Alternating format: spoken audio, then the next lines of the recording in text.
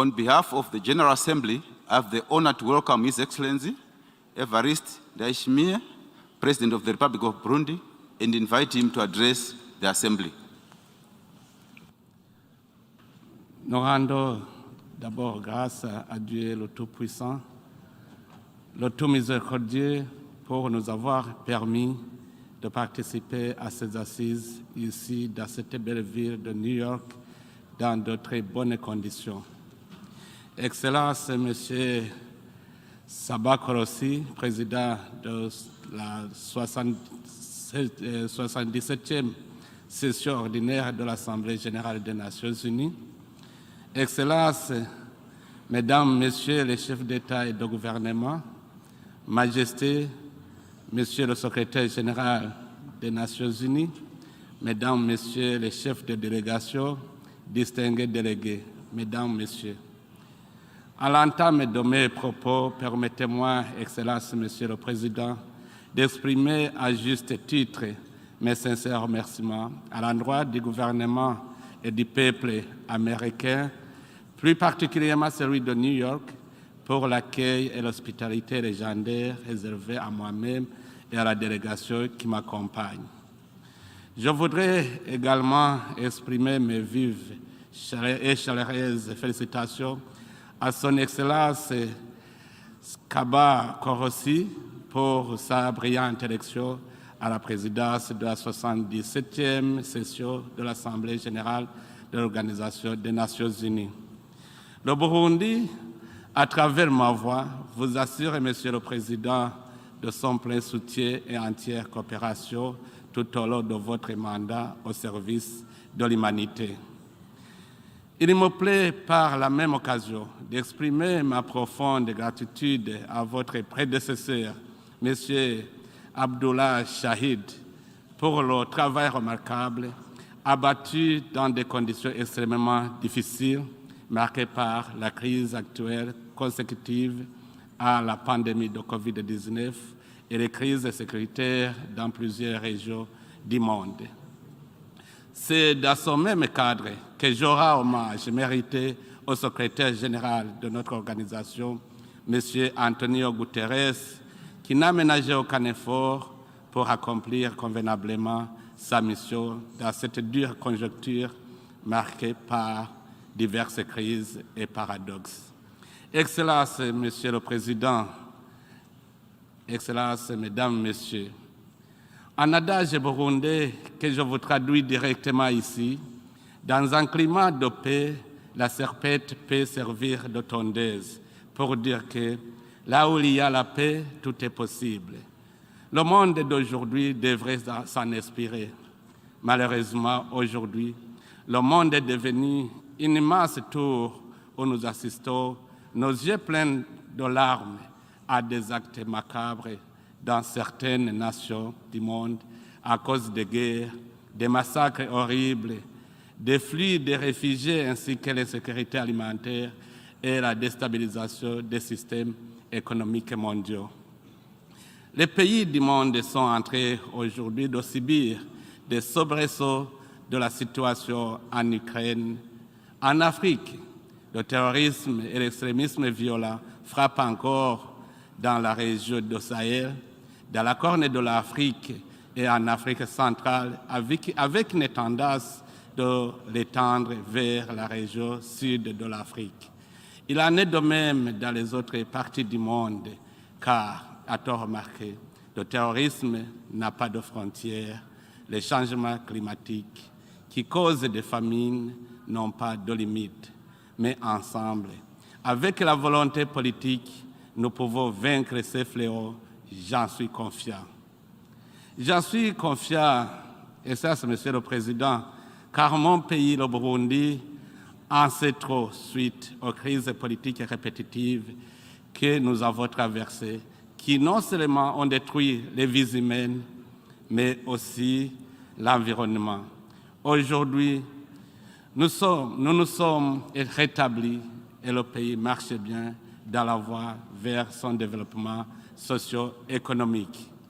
Le Burundi essaie de marcher dans cette ligne, profitant des dividendes de la paix, de la sécurité, de la stabilité et de la cohésion sociale retrouvée grâce au Burundi et même, mais également à la contribution de la communauté internationale. Nous souhaitons donc que l'esprit de paix, de fraternité et de justice soit le souci de tous pour que tous les peuples du monde jouissent pleinement de leur droit de bien vivre dans la dignité. Et sur le plan humanitaire, le Burundi a accueilli sur son sol avec chaleur et dignité les milliers de réfugiés en provenance de la République démocratique du Congo, toutes ethnies confondues. Excellences, Mesdames, Messieurs, la paix est un sujet qui nous tient à cœur. Son absence pèse lourdement sur la vie de nos peuples. C'est dans cet esprit que nous ne permettrons en aucun instant de nous dérober chaque fois qu'il s'agira d'exécuter des décisions sécuritaires issues de cette majestueuse et importante organisation internationale qu'est l'Organisation des Nations Unies.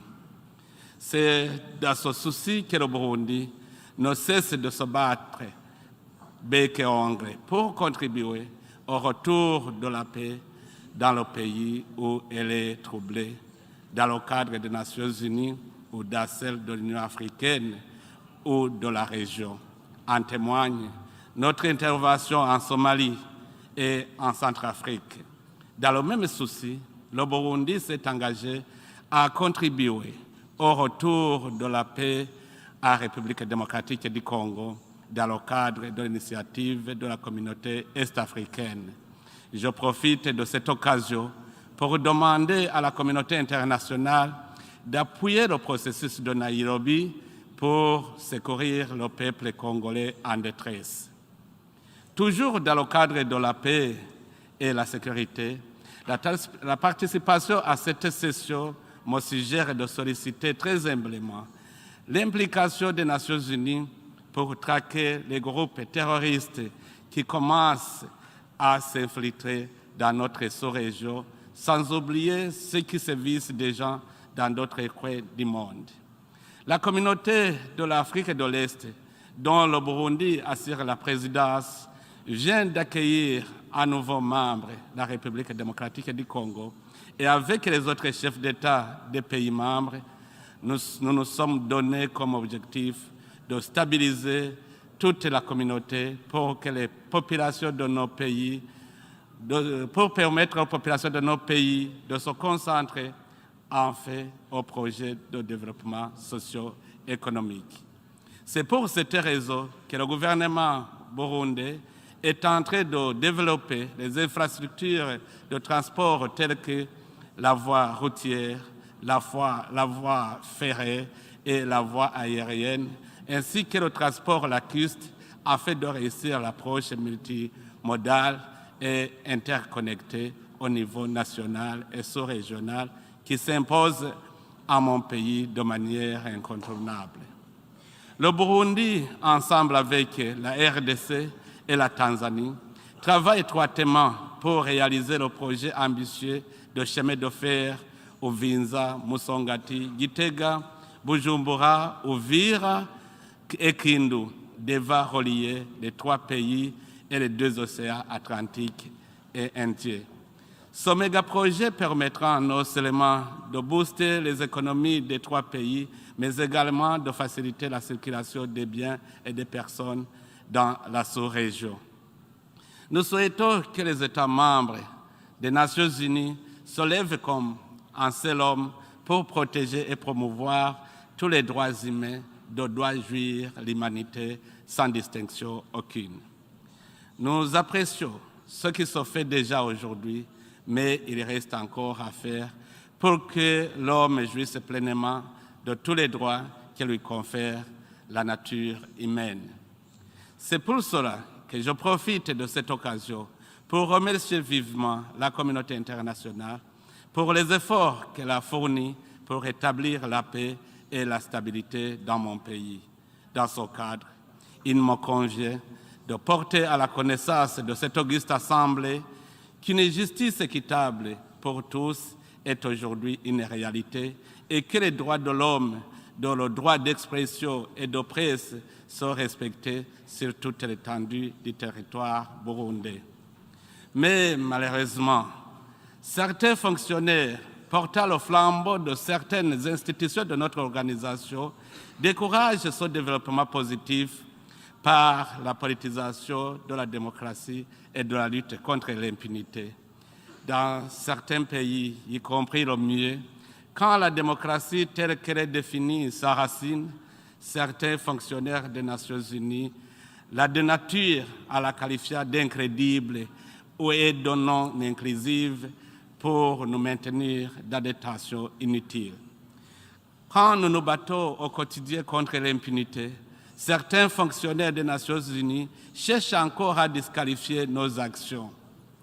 Il est alors grand temps, Monsieur le Président, que le Haut Commissariat des droits de l'homme soit en diapason avec l'ensemble des États membres pour avoir une lecture commune de la direction des politiques de nos pays au lieu de vouloir téléguider ces actions à travers des commissions et des bureaux des rapporteurs spéciaux inattendus.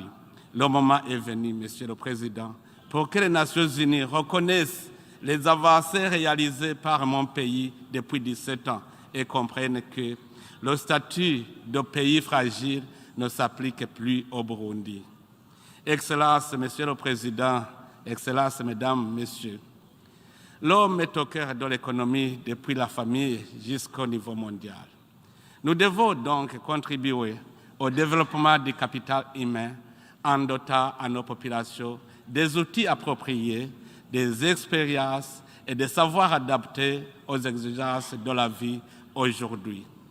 Nous devons trouver des solutions pour contrecarrer les menaces à notre économie, à notre santé, à notre système éducatif, à notre cohabitation pacifique, bref, à notre façon de vivre dans nos États et entre les États du monde. Nous savons que l'Organisation des Nations Unies a le souci de contribuer à l'amélioration des conditions de vie des populations du monde par l'accès à des revenus familiaux suffisants pour assurer un niveau de vie décent. L'éducation constitue un élément clé pour y parvenir. Par là, effectivement, de l'éducation, je ne saurais être plus explicite que Nelson Mandela quand il a dit, je cite, « L'éducation est l'arme la plus puissante pour changer le monde », fin de citation. Plusieurs années après cette célèbre citation, cette piste de solution pour opérer un changement positif au sein de nos communautés reste toujours d'actualité. L'éducation permet aux jeunes d'avoir des aspirations et des ambitions pour l'avenir et constitue un outil efficace de lutte contre la violence et le terrorisme. C'est ainsi que, dans mon pays, nous sommes en train d'initier des réformes, de repenser à la politique du système éducatif afin de rendre notre jeunesse plus professionnelle que serviteur de la fonction publique. Nous constatons joyeusement que dans mon pays, la gratuité de l'éducation a sensiblement augmenté l'engouement pour l'école, tant pour les filles que pour les garçons, et que les abandons scolaires au niveau de l'enseignement de base, souvent liés à l'insuffisance alimentaire, à l'éloignement des écoles et au manque de frais scolaires, ont sensiblement diminué. Afin de transformer les jeunes en agents de paix et du développement inclusif au Burundi, nous avons mis en place un programme ambitieux d'autonomisation économique et d'emploi des jeunes qui a pour mission de réduire le taux de chômage par la création de l'emploi des jeunes à travers l'entrepreneuriat.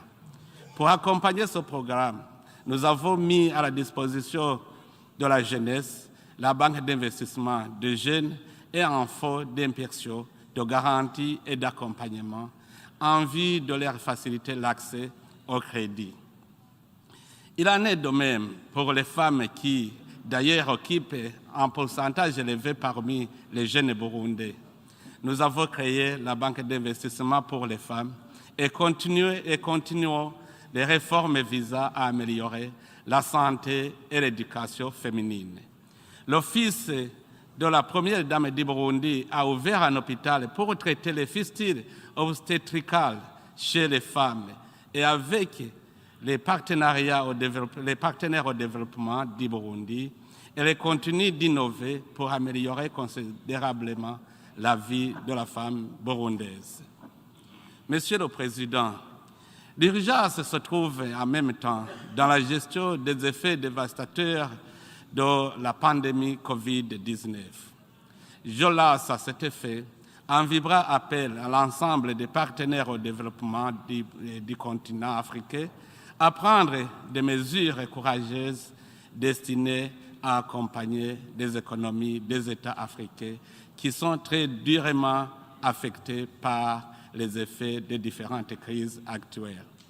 Ayant conscience qu'aucun pays au monde n'a été créé pour être assisté éternellement, cet accompagnement devrait se faire à travers des partenariats stratégiques mutuellement avantageux, axés entre autres sur les investissements, la promotion des échanges commerciaux et le transfert des technologies. Et pour réussir le développement du capital humain et rendre la population dynamique et productive, le gouvernement est en train de doter à chaque commune au moins d'un hôpital et des centres de santé pour prévenir et soigner les maladies, les épidémies et les pandémies. Nous nous félicitons pour avoir pu lutter efficacement contre la pandémie de COVID-19, mais la lutte continue. Je vous informe aussi que la gratuité des soins de santé est assurée pour les enfants de moins de 5 ans et pour les femmes enceintes qui accouchent dans des hôpitaux et centres de santé publics, ce qui a réduit sensiblement la mortalité infantile. Dans ce cadre, le combat engagé pour le développement économique de mon pays passe d'abord par le développement du secteur agricole. C'est à cette fin que mon gouvernement a baptisé cette année l'année de l'agriculture au Burundi sous le thème général « L'agriculture source de l'économie nationale ». Notre programme en matière de développement agricole passe avant tout par le changement de mentalité et des pratiques actuelles. Nous incitons la population à viser plus loin en ne se contentant pas de produire pour consommer localement, mais aussi et surtout pour l'exportation, à unir ses forces pour travailler ensemble en coopérative agricole, à viser le remplacement progressif de la roue par des outils modernes et les technologies agricoles. Dans le cadre de l'environnement, le Burundi ne reste pas les bras croisés, surtout que nous connaissons des cas de sécheresse dans certaines régions, des crues des rivières et des lacs, des inondations et des glissements de terrain qui emportent parfois des vies humaines, des maisons, des plantations, entraînant ainsi l'insuffisance alimentaire. Face à cela, le Burundi se joint à la décision du monde en réalisant des travaux de protection, de conservation et de gestion de l'environnement à travers des activités diverses sur tout le territoire national. Tout cela s'accompagne par l'apprentissage à la résilience contre le changement climatique, par non seulement la pratique de l'irrigation collinaire, mais aussi par des actions de protection du sol en traçant les courbes de niveau et en reboisant tous les terrains dans le cadre de projets initiés par le gouvernement baptisé Ewe Burundi Rambaye et le Burundi couvert. Dans mon pays, le jour de jeudi chaque semaine est consacré à cet effet sur tout le territoire national. Nous devons aussi veiller à développer progressivement les infrastructures d'appui à la production, en particulier l'énergie et le transport, pour mieux assurer la croissance des autres secteurs porteurs de croissance et d'emploi. Le gouvernement burundais a entrepris un vaste chantier de développement du secteur énergétique par la mobilisation des ressources à travers les cofinancements et les investissements du secteur privé. il s'agit de mettre en valeur les potentiels hydroélectriques et solaires, de la tourbe, des ressources géothermiques et des déchets municipaux. Les deux secteurs que je viens de mettre en exergue apportent également un appui crucial à l'exploitation des potentialités du secteur minier. Nous voulons ici développer un partenariat technique et financier mutuellement avantageux et équilibré dans le domaine de la prospection, de l'exploitation et de la transformation des produits miniers et géologiques dont les études réalisées révèlent un sous-sol très riche et encore vierge. Monsieur le Président, Mesdames, Messieurs, pour que la paix et le développement soient une réalité, il faut que la bonne gouvernance et la bonne gestion des finances publiques soient mises en avant. Cela permet non seulement de combattre les frustrations au sein des citoyens qui sont d'ailleurs à l'origine des conflits sociaux, mais aussi il permet de bien planifier l'économie nationale. Nous vous informons que les mécanismes nationaux de lutte contre la corruption et les activités connexes sont très renforcés et que les actes de corruption sont efficacement combattus et les citoyens en sont satisfaits. Pour l'activité économique, le Burundi est sur la bonne voie en mettant à profit ses ressources minières, les voies de transport routier, maritime et ferroviaire bientôt aux opérateurs économiques. Nous voudrions aussi informer les investisseurs que le littoral du lac Tanganyika est en train d'être aménagé pour développer le tourisme et que d'autres nouveaux sites touristiques sont en train d'être aménagés à l'intérieur du pays. Monsieur le Président, Mesdames, Messieurs, avant de terminer mon propos, je voudrais encore une fois réaffirmer la détermination de mon pays à continuer à entretenir de bonnes relations diplomatiques et de coopération mutuellement avantageuses, gagnant-gagnant, avec tous les États et toutes les organisations internationales dans le cadre de faire face aux défis fondamentaux qui nous menacent tous. Nous nous réjouissons de la reprise de bonnes relations politiques, diplomatiques et économiques qui avaient été gelées avec certains États et organisations internationales. Notre souhait ardent est d'entretenir avec les pays et les organisations internationales de bonnes relations fortes qui contribuent à un avenir radieux du Burundi et de tous les pays du monde. Je vous remercie de votre aimable attention. Que Dieu vous bénisse. Merci. On behalf of the Assembly, I wish to thank the President of the Republic of Burundi for the statement just made and I request protocol to escort His Excellency. The Assembly will hear an